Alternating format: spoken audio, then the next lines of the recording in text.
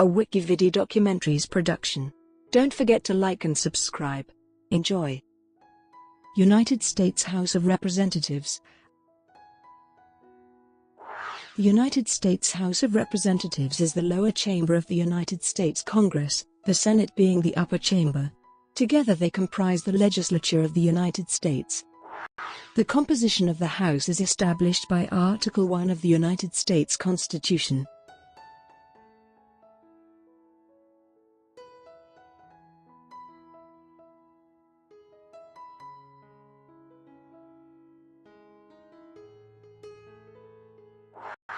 The House is composed of representatives who sit in congressional districts that are allocated to each of the 50 states on a basis of population as measured by the United States Census, with each district entitled to one U.S. representative. Since its inception in 1789, all U.S. representatives have been directly elected. The total number of voting representatives is fixed by law at 435. As of the 2010 U.S. Census, the largest delegation is that of California, with 53 members. 7 states have the smallest delegation possible: a single U.S. representative, Alaska, Delaware, Montana, North Dakota, South Dakota, Vermont, and Wyoming. The House is charged with the passage of federal legislation, known as bills, which, after concurrence by the Senate, are sent to the President of the United States for consideration. In addition to this basic power, the U.S. House of Representatives has certain exclusive powers which include the power to initiate all bills related to revenue, including the impeachment of federal officers, who are sent to trial before the Senate. In cases wherein no candidate receives a majority of electors for President of the United States, the duty falls upon the U.S. House of Representatives to elect one of the top 3 recipients of electors for that office, with 1 vote given to each state for that purpose.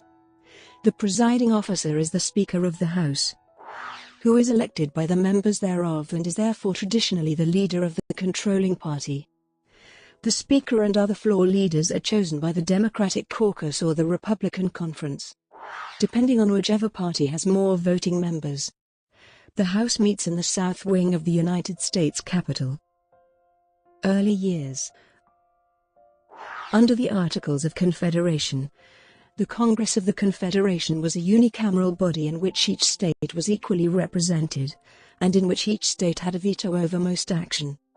After 8 years of a more limited confederal government under the Articles, numerous political leaders such as James Madison and Alexander Hamilton initiated the Constitutional Convention in 1787, which received the Confederation Congress sanction to amend the Articles of Confederation. All states except Rhode Island agreed to send delegates. The issue of how to structure Congress was one of the most divisive among the founders during the convention. Edmund Randolph's Virginia plan called for a bicameral Congress. The lower house would be, of the people, elected directly by the people of the United States and representing public opinion, and a more deliberative upper house, elected by the lower house, that would represent the individual states, and would be less susceptible to variations of mass sentiment. The House is referred to as the lower house, with the Senate being the upper house, although the United States Constitution does not use that terminology. Both houses' approval is necessary for the passage of legislation. The Virginia Plan drew the support of delegates from large states such as Virginia, Massachusetts, and Pennsylvania, as it called for representation based on population. The smaller states, however, favored the New Jersey Plan, which called for a unicameral Congress with equal representation for the states. Eventually, the convention reached the Connecticut Compromise or Great Compromise, under which one house of Congress would provide representation proportional to each state's population, whereas the other would provide equal representation amongst the states. The Constitution was ratified by the requisite number of states in 1788, but its implementation was set for March 4, 1789. The U.S. House of Representatives began work on April 1, 1789, when it achieved a quorum for the first time. Ascension to the Civil War. During the first half of the 19th century, the House was frequently in conflict with the Senate over regionally divisive issues, including slavery. The North was much more populous than the South, and therefore dominated the House of Representatives. However, the North held no such advantage in the Senate, where the equal representation of states prevailed. Regional conflict was most pronounced over the issue of slavery. One example of a provision repeatedly supported by the House, but blocked by the Senate, was the Wilmot Proviso, which sought to ban slavery in the land gained during the Mexican-American War. Conflict over slavery and other issues persisted until the Civil War, which began soon after several Southern states attempted to secede from the Union. The war culminated in the South's defeat and in the abolition of slavery. All Southern senators except Andrew Johnson resigned their seats at the beginning of the war, and therefore the Senate did not hold the balance of power between North and South during the war. Reconstruction Era. The years of Reconstruction that followed witnessed large majorities for the Republican Party, which many Americans associated with the Union's victory in the Civil War and the ending of slavery. The Reconstruction period ended in about 1877. The ensuing era, known as the Gilded Age, was marked by sharp political divisions in the electorate. The Democratic Party and Republican Party each held majorities in the House at various times. Early 20th century.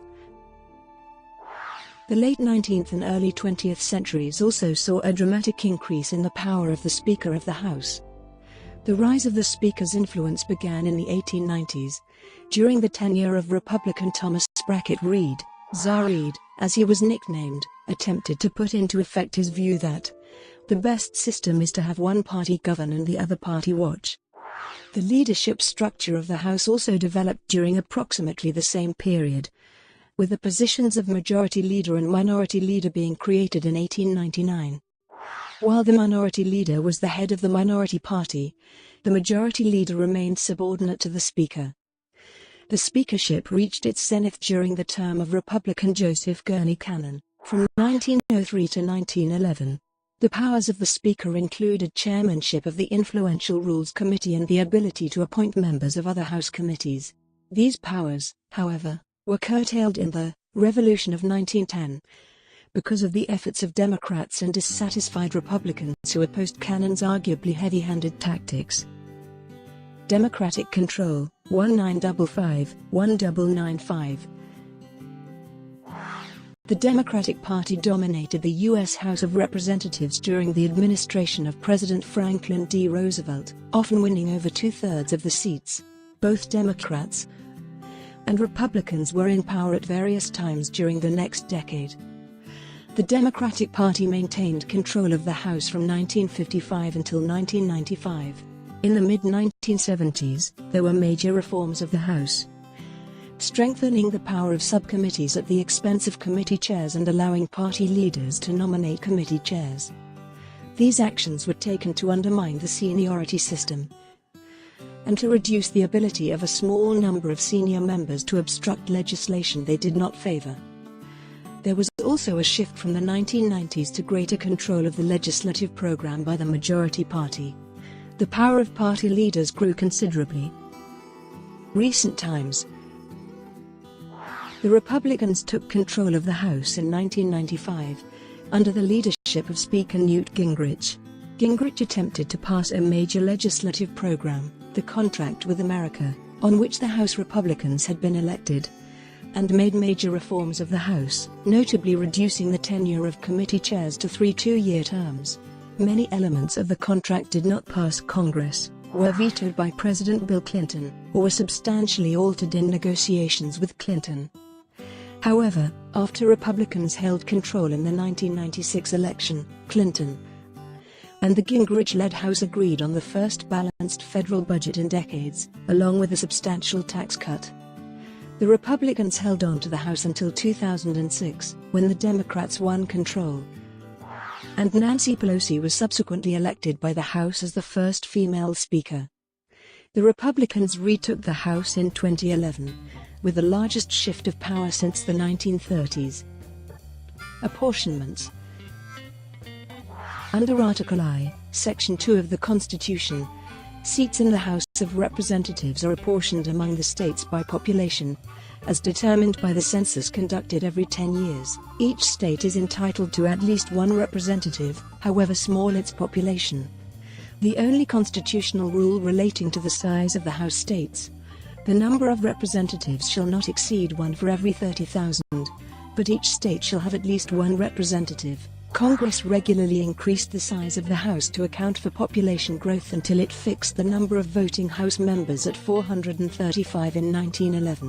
In 1959, upon the admission of Alaska and Hawaii, the number was temporarily increased to 437, and returned to 435 4 years later, after the reapportionment consequent to the 1960 census. The Constitution does not provide for the representation of the District of Columbia or of territories. The District of Columbia and the territories of Puerto Rico, American Samoa, Guam, the Northern Mariana Islands, and the U.S. Virgin Islands are each represented by one non-voting delegate. Puerto Rico elects a resident commissioner, but other than having a 4-year term. The resident commissioner's role is identical to the delegates from the other territories. The 5 delegates and resident commissioner may participate in debates. Prior to 2011, they were also allowed to vote in committees, and the Committee of the Whole when their votes would not be decisive. Redistricting. States that are entitled to more than one representative are divided into single-member districts. This has been a federal statutory requirement since 1967. Prior to that law, general ticket representation was used by some states. States typically redraw district boundaries after each census, though they may do so at other times, such as the 2003 Texas redistricting. Each state determines its own district boundaries, either through legislation or through non-partisan panels. Malapportionment is unconstitutional and districts must be approximately equal in population. Additionally, Section 2 of the Voting Rights Act of 1965 prohibits redistricting plans that are intended to, or have the effect of, discriminating against racial or language minority voters.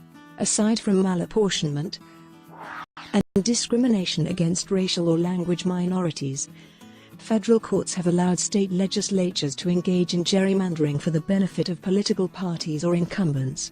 In a 1984 case, Davis v. Bandema, the Supreme Court held that gerrymandered districts could be struck down on the basis of the Equal Protection Clause, but the court did not articulate a standard for when districts are impermissibly gerrymandered. However, the court overruled Davis in 2004 in Wyeth v. Jubilera, and court precedent currently holds gerrymandering to be a political question. According to calculations made by Burt Newborn using criteria set forth by the American Political Science Association, about 40 seats, less than 10% of the House membership, are chosen through a genuinely contested electoral process, given partisan gerrymandering. Qualifications. Article I, Section 2 of the Constitution sets 3 qualifications for representatives. Each representative must be at least 25 years old, have been a citizen of the United States for the past 7 years, and be an inhabitant of the state they represent. Members are not required to live in the districts they represent, but they traditionally do. The age and citizenship qualifications for representatives are less than those for senators. The constitutional requirements of Article I, Section 2 for election to Congress are the maximum requirements that can be imposed on a candidate. Therefore, Article I, Section 5, which permits each House to be the judge of the qualifications of its own members, does not permit either House to establish additional qualifications. Likewise, a state could not establish additional qualifications. Disqualification. Under the 14th Amendment, a federal or state officer who takes the requisite oath to support the Constitution, but later engages in rebellion or aids the enemies of the United States, is disqualified from becoming a representative. This post-Civil War provision was intended to prevent those who sided with the Confederacy from serving. However, disqualified individuals may serve if they gain the consent of 2/3 of both houses of Congress. Elections. Elections for representatives are held in every even-numbered year, on Election Day, the first Tuesday after the first Monday in November. By law, representatives must be elected from single-member districts. After a census is taken, the year ending in 2 is the first year in which elections for U.S. House districts are based on that census. In most states, major party candidates for each district are nominated in partisan primary elections, typically held in spring to late summer. In some states, the Republican and Democratic parties choose their respective candidates for each district in their political conventions in spring or early summer, which often use unanimous voice votes to reflect either confidence in the incumbent or the result of bargaining in earlier private discussions. Exceptions can result in so-called floor fight convention votes by delegates, with outcomes that can be hard to predict, especially if a convention is closely divided. A losing candidate may contend further by meeting the conditions for a primary election. The courts generally do not consider ballot access rules for independent and third-party candidates to be additional qualifications for holding office, and there are no federal regulations regarding ballot access. As a result, the process to gain ballot access varies greatly from state to state, and in the case of a third party may be affected by results of previous year's elections. In 1967, the United States Congress passed the Uniform Congressional District Act, which requires almost all representatives be elected from single-member districts. Following the Wesbury v. Sanders decision, Congress was motivated by fears that courts would impose at-large plurality districts on states that did not redistrict to comply with the new mandates for districts roughly equal in population. And Congress also sought to prevent attempts by southern states to use such voting systems to dilute the vote of racial minorities. Several states have used multi-member districts in the past, although only 2 states used multi-member districts in 1967. Hawaii and New Mexico were made exempt from the Uniform Congressional District Act, and are free to use multi-member districts, although neither state chooses to do so. Louisiana is unique in that it holds an all-party primary election on the general election day, with a subsequent runoff election between the top 2 finishers if no candidate received a majority in the primary. The states of Washington and California now use a similar system to that used by Louisiana. Seats vacated during a term are filled through special elections, unless the vacancy occurs closer to the next general election date than a pre-established deadline. The term of a member chosen in a special election usually begins the next day, or as soon as the results are certified. Brought to you by WikiVidi Documentaries. Would you like to know more?